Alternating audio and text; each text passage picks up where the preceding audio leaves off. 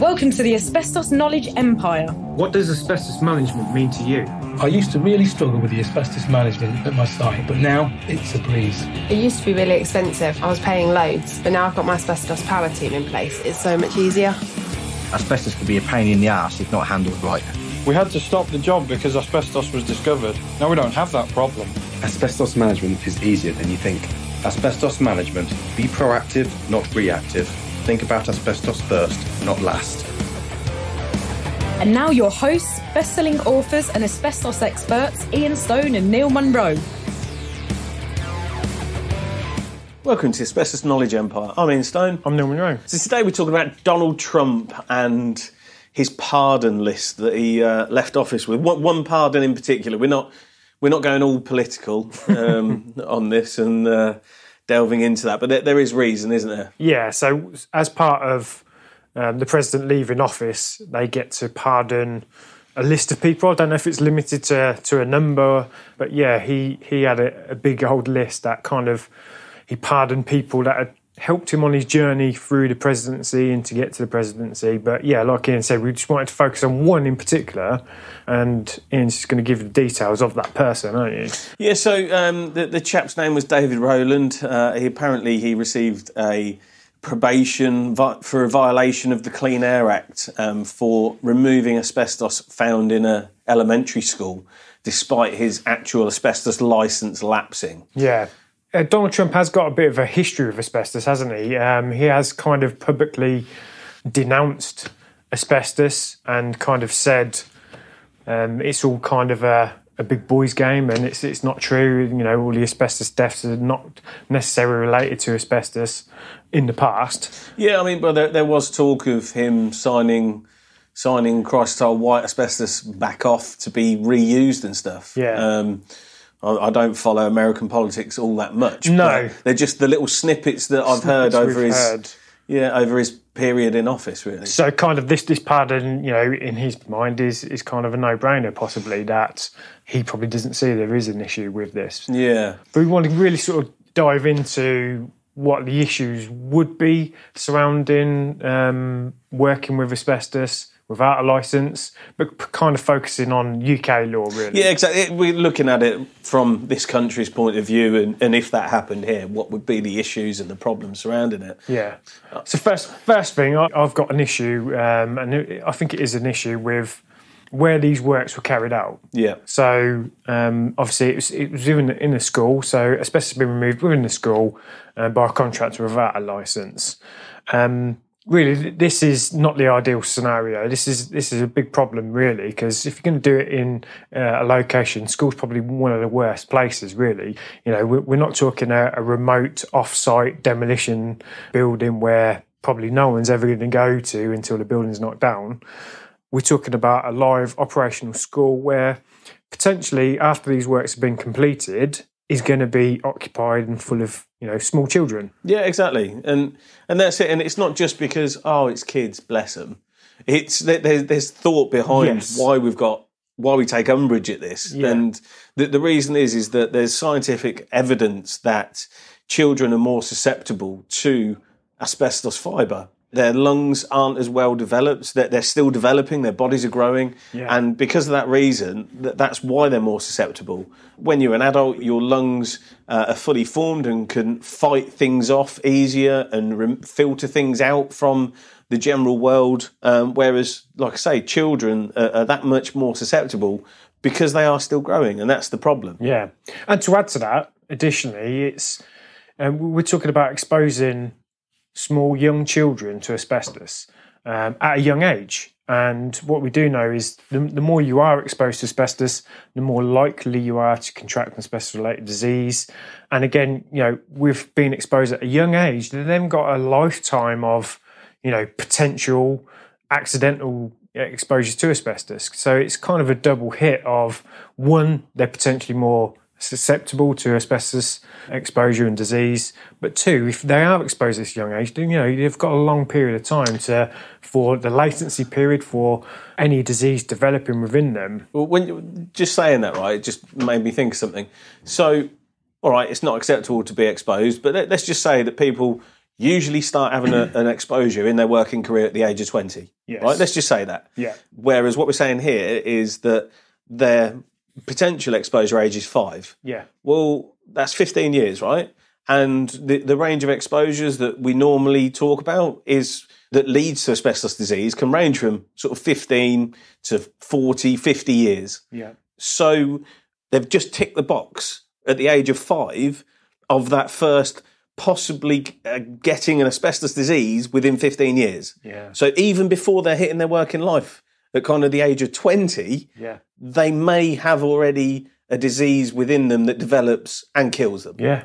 That's just crazy. Yeah. No, that's a very good point. So that kind of, that's the biggest form, this carrying out these works in this kind of school is really a big no-no, isn't it?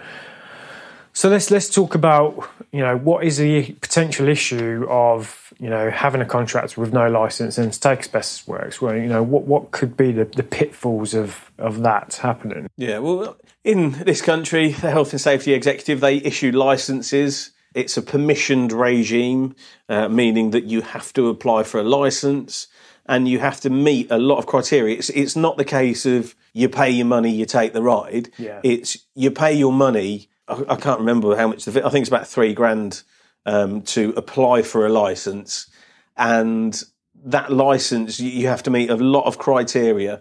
And it's not just about having the right paperwork in place, although that is a massive part of it. Yeah. But it's paperwork, insurances, it's the training and knowledge and competency of the management team around who are going to be managing asbestos. Yeah, the leadership team.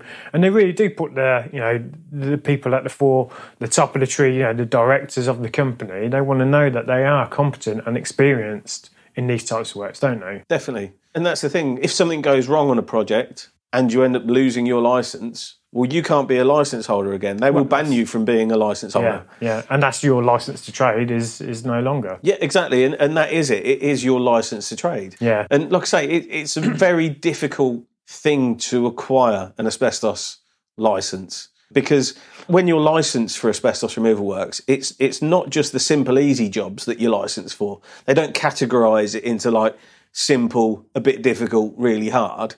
It's all encompassing. Once you've got a licence, you're licensed to remove asbestos spray coating, asbestos loose fill, asbestos pipe insulation, asbestos insulating board. Now, all these are the products that are really high in asbestos fibre and release fibre really easily. It's the dangerous stuff. So you might get a licence and you might think, I'm only ever going to do floor tiles or something with a low content. However, if a job crosses your desk that is, like I say, spray coating, well, you can go and do it because you've got an asbestos removal licence. Yeah. Because that's the thing. You need to be competent in the whole game, really, from beginning to end. Yeah. Now, from this case, it was the contract failed to renew their licence. So I suppose we can take a bit of confidence that this person or company had previous experience. Yeah, their licence had lapsed, hadn't it? Yeah, had previous experience, or don't know when it lapsed though. No, that's like, true. Did it lapse in like 1960? Yeah, that's a good point. Yeah. And that's the thing. It's like a lapsing of a licence. Okay, if you say it was a week between when he had a licence and he didn't, you could take comfort and go, well, look, the licence lapsed for whatever reason. Yeah, they're still up to date and everything. But if you're talking a year or more, anything like that, things move on in the asbestos industry. Exactly that. My point was going to be, at one point, they were competent. Yeah. But really, the kind of the big issues I feel surrounding this is, if your licence has lapsed, what else has lapsed? Yeah. So, getting a licence in the UK, is really important to sort of focus and you need to have competent training, don't you? So all the operatives and supervisors undertaking the works, that their training is kept up to date, as you said, because, things do change. There are, new products, there's new removal techniques, new ways of doing it, new guidelines to follow, and best practice guidelines to follow.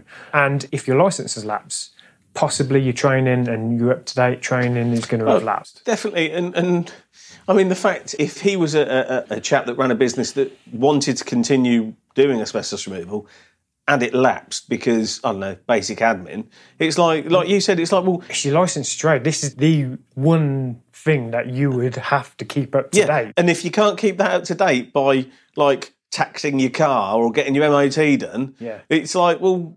What else is going to be wrong in that company? Like, you surely, if there's a date coming up and you need to get your license renewal in and pay your money, you bloody get it done. Yeah. Right? And if you don't, well, and you're letting that lapse, what else are you letting lapse in that company? It makes you question all the other standards about are the people trained? Are they doing the job properly? Are they cutting corners? Are they using the right equipment? Are they using the right materials? Where is your asbestos going? Yeah. It just goes on and on and on. And it's like, it's ridiculous. Definitely. So the next one would be the equipment maintenance and certification. Yeah. If you can't renew your license, are you going to have, certified all your equipment safe? So, all your vacuum cleaners, your negative pressure units, all those real key, safety equipment. Well, they're the core basics of everything that a removal contractor uses, right? Yes. And every 6 months they need to be tested with the DOP test and PAT testing to make sure they are fit for use, because they're used day in and day out. The negative pressure units, the H-types, they're used day in and day out.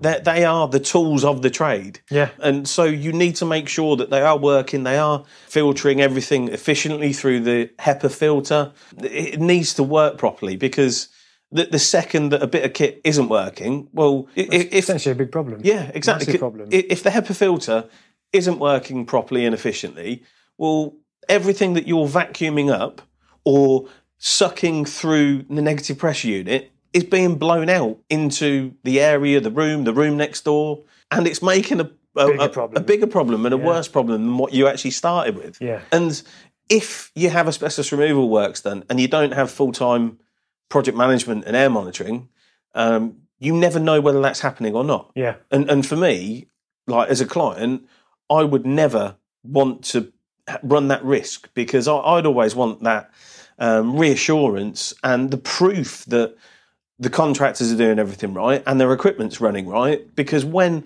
this has happened, God knows how many projects we've run on, somebody's asked the question and they've gone, how do I know I've not been exposed? And the way that we can answer is, well, here's all of our analytical paperwork. We're on site every single day.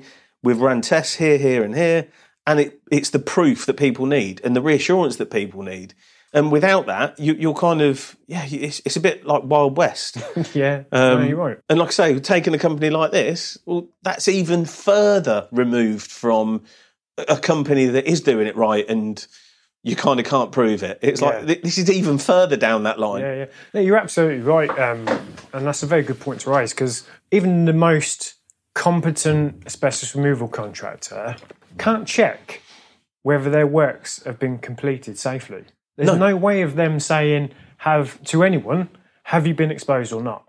No. They have no way of saying that. The only comeback they have is, well, our equipment works, here's our supervisor paperwork checks, and here's the smoke test that we carried out at the beginning of the project. Yeah. That proves that smoke was removed from the enclosure in a time period and it wasn't escaping. Yeah. However, that could have been a month ago. Yeah. And for the following 4 weeks, there's been rips, tears, bit of poly's come down. By order of doing asbestos removal, you've opened up other areas where asbestos fibre now escapes from. Yep. And like you say, it's like, I can't prove to anyone that I've not exposed anyone at all. No. And again, I don't know why some contractors book kind of, half days air monitoring, which is ridiculous, because that's the tiniest snapshot in a project whatsoever. Yeah. And for them as licence holders, they really should have more responsibility about proving and showing that what they're doing. Yeah. And that's the thing for me, working with contractors that do book us for longer periods, proves to me that they do want to get the right job done, and it's not kind of the just The bare minimum. Yeah, bare minimum in, get the job done, get out. Yeah, a tick box exercise. Yeah, which, I want the actual results and evidence to prove that I am doing this correctly. Yeah. And I am a worthy licence holder because of this. And that's the thing, right? If contractor A goes and does a project and they don't have air monitoring done, but it is proven that they have exposed people by doing their works, well, who's going to prison? It's only them. Like, I don't care that they've followed their plan of works and they've used the right equipment. But they've not had that backup to prove that everything was satisfactory throughout that project. And that's the thing. If you haven't got that proof as a contractor, you can end up in the dock. If you haven't got that proof as a client, you can end up in the dock. If you haven't got the proof as a client to your staff or members of the public, it can go pear-shaped very, very quickly. Yeah, and I saw an article yesterday regarding Richard Branson. There's a former employee taking Richard Branson to court for damages because he's developed a special-related disease, mesothelioma, and he used to work in his record shops in London. Right. So again, where they'd done refurb works, asbestos works, etc. So that's just an evidence of former employees because of stuff that's happened relating to asbestos in the past, taken personally. This is not the company. This is personally taking them to court. And that's the thing. I think inherently it's the same problem on both sides, right? So people disregard asbestos a lot of the time because they think it's a problem of the past, or I'll be all right, Jack. And, well, 50 years' time, in 50 years' time, I'll be 90, I'll be all right. It's that kind of scenario. Yeah. And also, equally, people do exactly the same on, like, the litigation side and getting sued for it and kind of lawsuits coming at them. They always think, I'll be all right. I'm not going to be working at that company by then. I don't care. Yeah. Like in 40 years when it happens, I don't care. I'm not going to be around. However, it's been proven time and again that people are found. Lawsuits do come a lot later, and you get tracked down. Yeah. As well. That's the thing. People are found and given court summons, like, for all sorts of things now. And like you said, talking about his record shops in probably the 70s. Yeah. And obviously, Richard Branson's Richard Branson, right? However, there's a lot of law firms out there now that are investigating mesothelioma exposures. Specifically, I'm talking law firms that are specifically, they don't do anything else. They literally just deal with mesothelioma cases. And do you think for 1 second that they're going to go, oh, where did you get exposed? Oh, we rang the school. He's not worked there for 40 years. That's it. We're going to stop looking. No, they don't. They employ private investigators and experts in tracking people down. And that's what happens. And more, that is happening. And it's going to happen even more over the next few years. Yeah. Yeah, so that was kind of a few points we wanted to raise, really, of the importance, really. That's what we're trying to get, the importance of an asbestos licence, the key elements of it. It all starts there, doesn't it? Yeah, and why, this person shouldn't have got a pardon, really, because that is a big no-no.